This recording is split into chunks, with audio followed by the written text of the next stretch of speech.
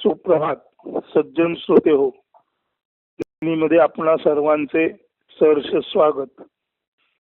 ज्ञान नेत्र उघडिता शिवशंकर भेटावा. ज्ञान दृष्टी मोकळी झाली, खुली झाली, म्हणजे ज्ञानरूपी डोळा उघडला की हा जो शिवशंकर आहे तो भेटतो.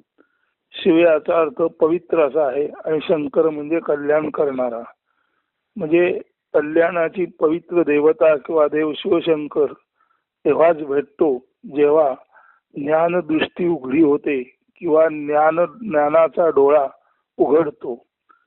अशा अर्थाचा हा अभंग आहे किंवा ही अभंग रचना आहे.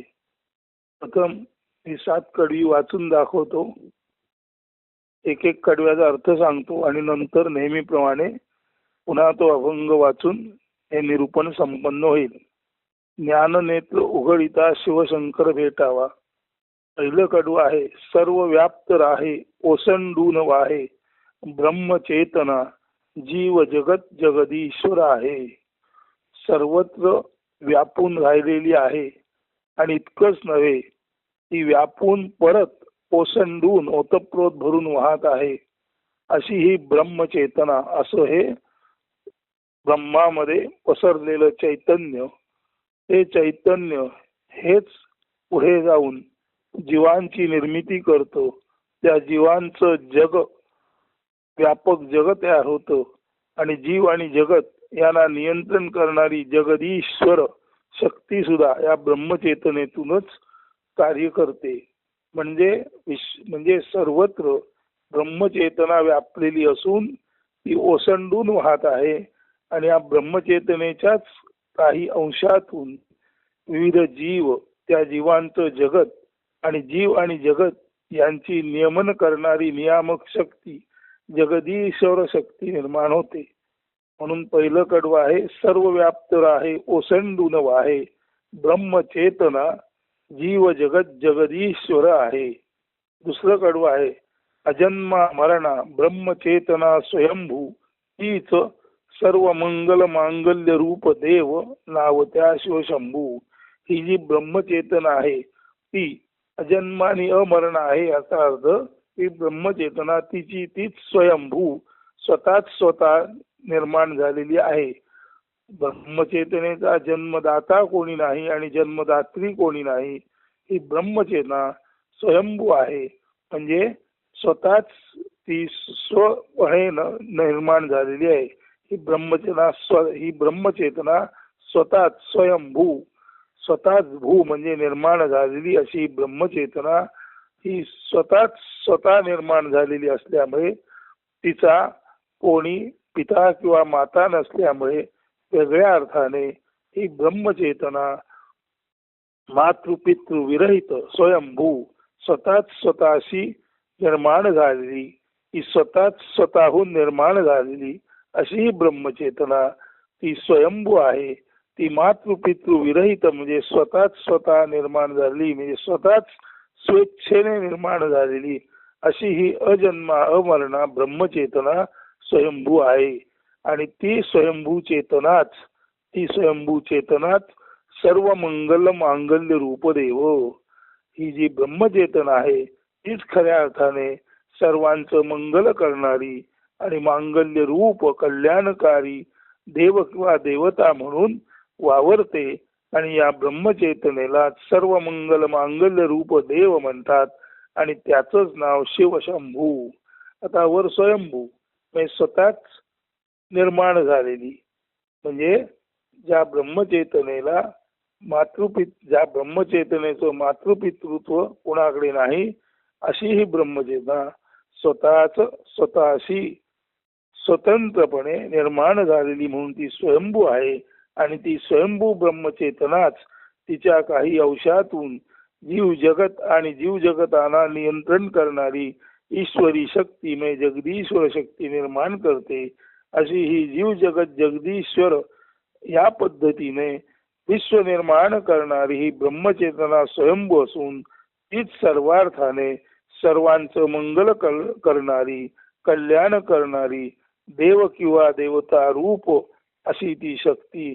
त्या शक्तीलाच शिवशंभू, त्या शक्तीलाच शिवशंभू या नावाने ओळखले जाते. आता शिवशंभू, आता शंभू, आता शिव म्हणजे अर्थातच पवित्र, शम म्हणजे कल्याण करणे, शंकरोती म्हणजे शं म्हणजे कल्याण, आणि भू म्हणजे असणे, म्हणून पवित्र आणि कल्याणकारी असा असलेला जो देव तो शिवशंभू. हा शिवशंभू म्हणजेच खऱ्या अर्थाने विश्वातील अजन्मा अमरणा स्वयंभू ब्रह्मचेतना आहे, जिच्यातून जीव जगत जगदीश्वर निर्माण झाला आहे. तो हा जगदीश्वर म्हणजेच स्वयंभू चेतनेचं शिवशंकर रूप कल्याणकारी असं रूप आहे. आणि हा जो कल्याणकारी रूप असलेला शिव कल्याणकारी देव आहे तो शंभू म्हणजे अत्यंत शांत दक्षतेने तुमच्या आमच्या कल्याणासाठी स्तंभित होऊन उभा राहिलेला आहे. म्हणजे ही जी स्वयंभू ब्रह्मचेतना आहे, जी अजन्म आहे, अमरण आहे, जिच्यातून जीव जगत आणि जीव जगताचं नियंत्रण करणारी जगदीश्वर शक्ती निर्माण झालेली आहे. ती जीव जगत जगदीश्वर शक्ती असलेला असा तो जो देव तो शिवशंभू. शिव शिव शिव म्हणजे पवित्र पवित्र पवित्र असा हा पवित्र देव. शम म्हणजे शंकर करणारा असून तो भू म्हणजे इथे सावधानपणे दक्षपणे उभा आहे.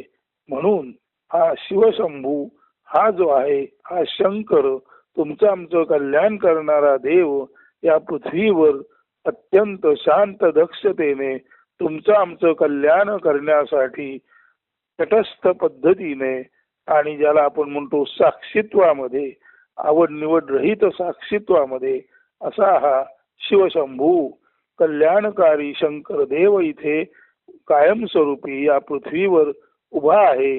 किंवा खऱ्या अर्थाने जीव आणि जगताच्या संरक्षणासाठी तो जो दक्ष आहे तो जो देव तोच हा शिवशंभू.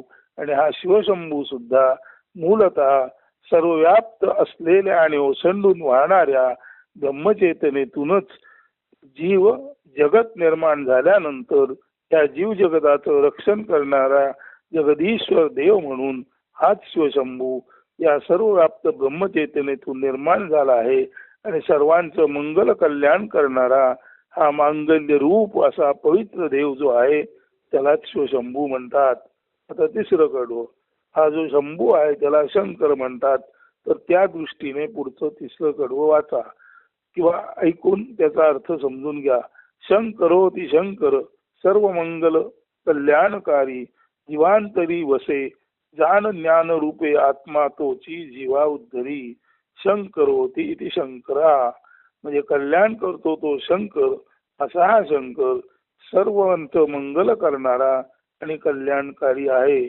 शंकरोती शंकर सर्व मंगल कल्याणकारी जीवांतरी वसे जान ज्ञान रूपे आत्मा तोची जीवा उद्धरी. हा सर्वांचं कल्याण करणारा शंकर देव सर्व जीवांच्या हृदयामध्ये जाणीव आणि ज्ञान रूपाने आत्मा सुसंवेद्य ज्ञानशक्ती म्हणून वास करत असतो. हा जाणीव आणि ज्ञान रूपाने जीवाच्या अंतरामध्ये हृदयस्थ असणारा आत्मा तोच खऱ्या अर्थाने शिवशंभू किंवा जीवाच्या अंतर्गत असलेला शिव. आणि हा शिवशंभू जाणीव ज्ञान रूपी आत्मा हाच सर्व जीवांचा उद्धार करता आहे. म्हणून शंकरोती शंकर सर्व मंगल कल्याणकारी जीवांतरी वसे जान ज्ञान रूपे आत्मा तोची जीवा उद्धरी. आता चौथं कडवं, बाह्य विविध शरीर रूपधारी अंतरी केवळ आत्मज्ञान गोसावी. हा जो शंकर आहे तो बाहेर वेगवेगळ्या प्रकारची रूप, वेगवेगळ्या प्रकारचं सौंदर्य, वेगवेगळ्या प्रकारचा प्रभाव, वेगवेगळ्या प्रकारची व्यक्तिमत्व, वेगवेगळ्या प्रकारची काया आणि वेगवेगळ्या वर्णाची काया, त्याचप्रमाणे उंची, कमी उंची, गोरा, काळा, सुंदर, झाल्यानंतर कुरूप अशा वेगवेगळ्या पद्धतीच्या कायेच्या रूपाने हा जो शंकर आहे तो बाह्य विविध शरीर रूपधारी.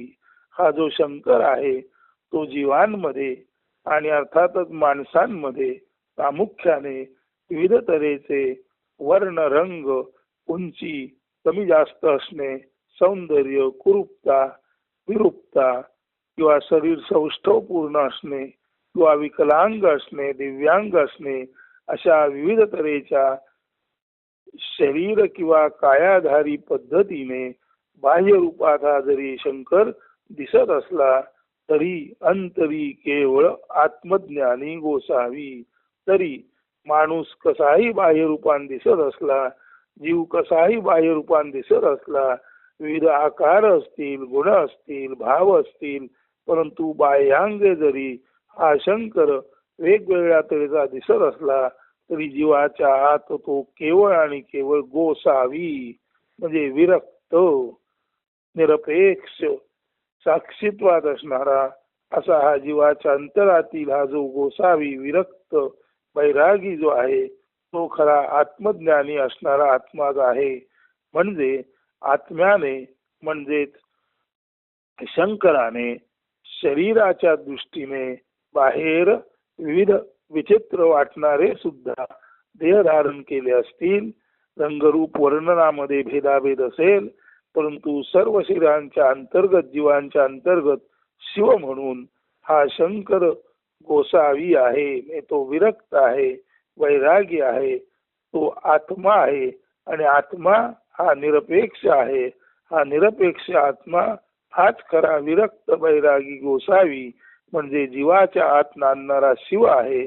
आतील शिव एक आणि एकमेव अद्वितीय आहे, मात्र बाहेर तो विविध शरीर रचनेमध्ये, रंगरूप वर्णनामध्ये किंवा वर्णामध्ये विभाजित झालेला दिसला तरी जीवाच्या आत तो अत्यंत अविभाजित एकमेव अद्वितीय असा विरक्त वैरागी रूपाने आत्मा म्हणून शंकर रूपाने वसत असतो. म्हणून बाह्य विविध शरीर रूपधारी अंतरी केवळ आत्मज्ञानी गोसावी. बाह्य रूपा भारूनी अंतर विसरला, त्यासी अंतरीचा ज्ञान आत्मदेव शिवंतरला. बाह्य रूपावर भारून किंवा बाह्य रूपावरूनच अंदाज घेऊन जो बाह्य रूपावरच जो माणूस विसमतो, तो देह आणि देहबुद्धीवर अडकलेला असा माणूस बाह्य रूपाला भाळून अंतर विसरला. शरीराच्या आतील ज्ञानदेवाला, आत्म्याला, शंकराला, विरक्त वैरागी गोसाव्याला जो पाहू शकत नाही असा कोणीही माणूस बाह्य रूपावर भाळल्यामुळे आंतरिक देवाकडे त्याचं लक्ष जात नाही. अशा माणसाला त्यासी अंतरीचा ज्ञान आत्मदेव शिवंतरला. अशा माणसाला हृदयात वसणारा ज्ञानरूप आत्मदेव किंवा शिवशंकर अंतरतो. म्हणजे बाह्य रूपावर ज्याची दृष्टी जाते आणि अंतरीचा ज्ञानदीप उजळत असणारा आत्मदेव किंवा शिवशंकर ज्याला दिसत नाही तो माणूस खऱ्या अर्थाने अज्ञानी होय.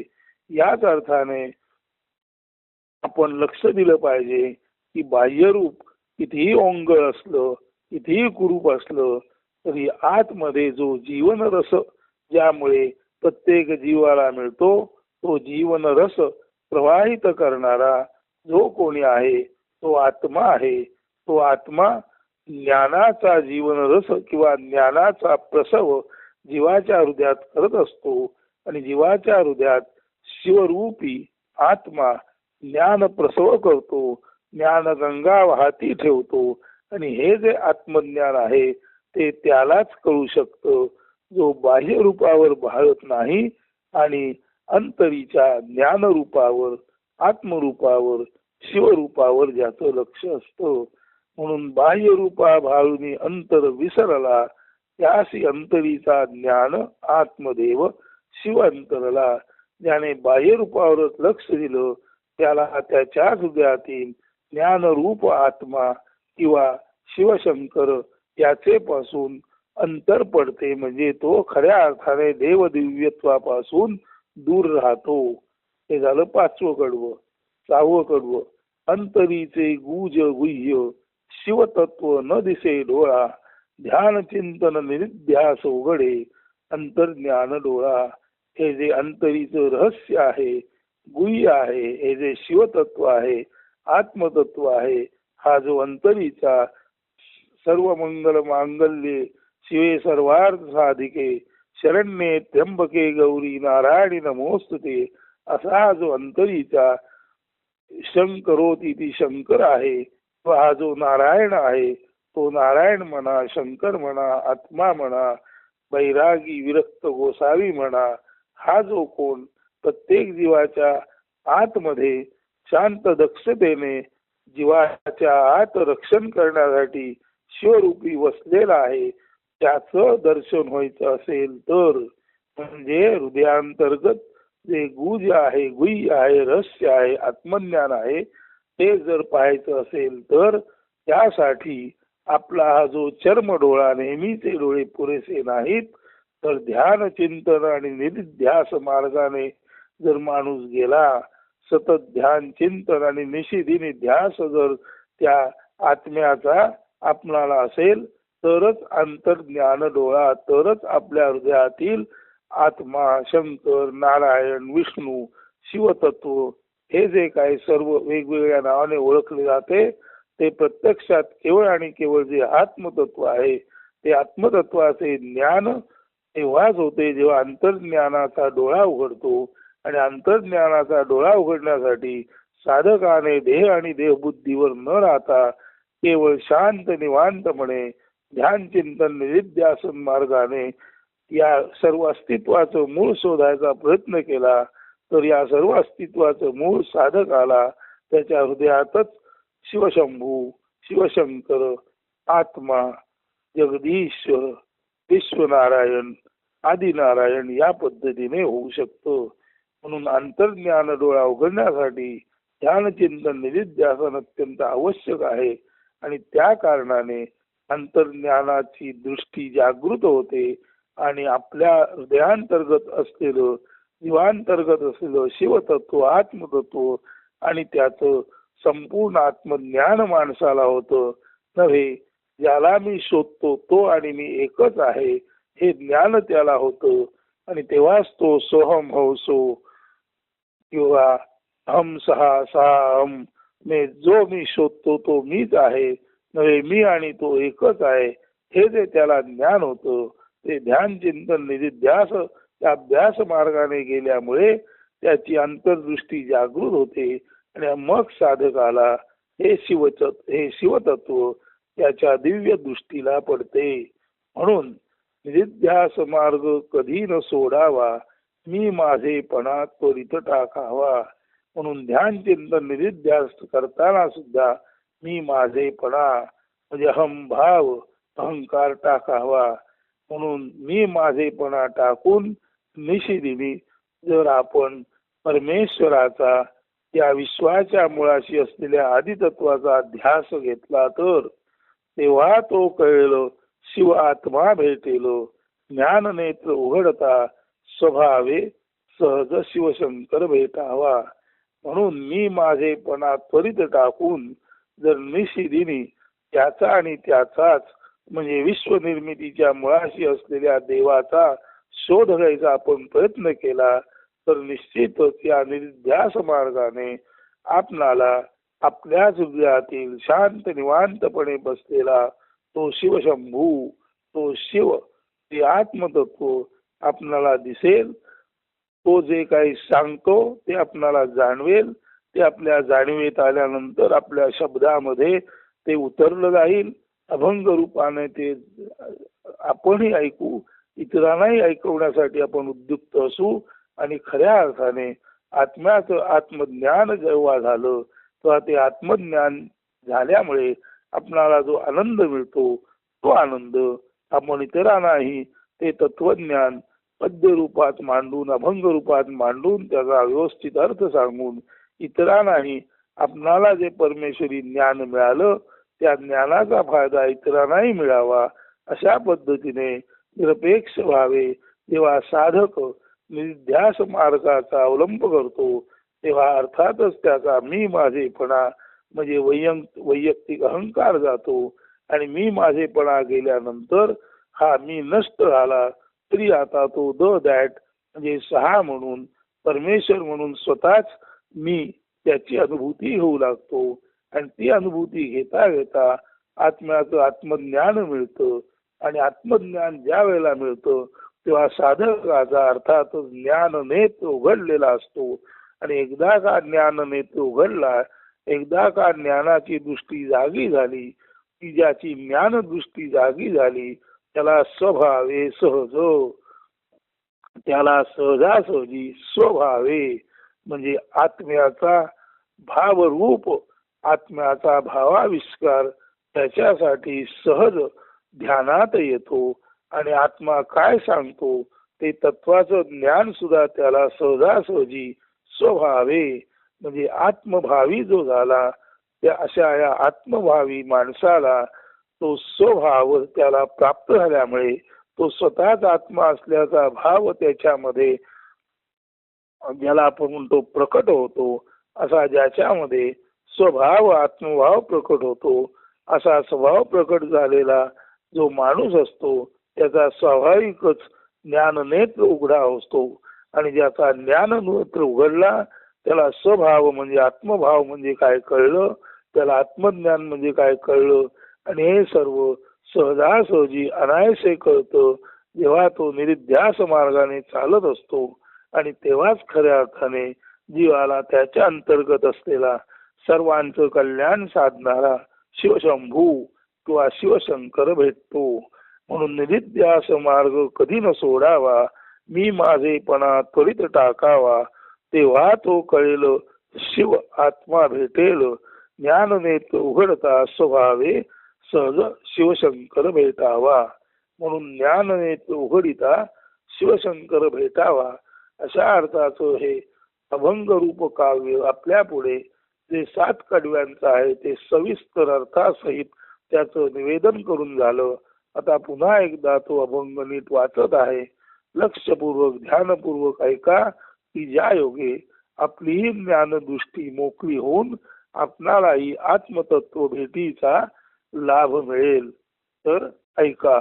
ज्ञाननेत्र उघडिता शिवशंकर भेटावा, सर्व व्याप्त राहे ओसंडून वाहे, ब्रह्मचेतना जीव जगत जगदीश्वर आहे, अजन्मा अमरणा ब्रह्मचेतना स्वयंभू, तीच सर्व मंगल मांगल्य रूप देव, नाव त्या शिवशंभू. शंकरोति शंकर सर्व मंगल कल्याणकारी, जीवांतरी वसे जाण ज्ञान रूपे आत्मा तोची, जीवा उद्धरी. बाह्य विविध शरीर रूपधारी, अंतरी केवळ आत्मज्ञानी गोसावी. बाह्य रूपा भारूनी अंतर विसरला, त्यासी अंतरीचा ज्ञान आत्मदेव शिव अंतरला. अंतरीचे गुज गुह्य शिवतत्व न दिसे डोळा, ध्यान चिंतन निधिध्यास उघडे अंतर्ज्ञान डोळा. निधिध्यास मार्ग कधी न सोडावा, मी माझेपणा त्वरित टाकावा, तेव्हा तो कळेल शिव आत्मा भेटेल, ज्ञान नेत्र उघडता स्वभावे सहज शिवशंकर भेटावा. किंवा ज्ञान नेत्र उघडता शिवशंकर भेटावा हे काव्य किंवा अभंग आपल्या पुढे सादर करण्यात आलेला आहे. अर्थासहित हे सर्व सांगितलेलं आहे. आता हे निरूपण येथेच थांबवतो. अस्तु. धन्यवाद. सुदिन सुप्रभात.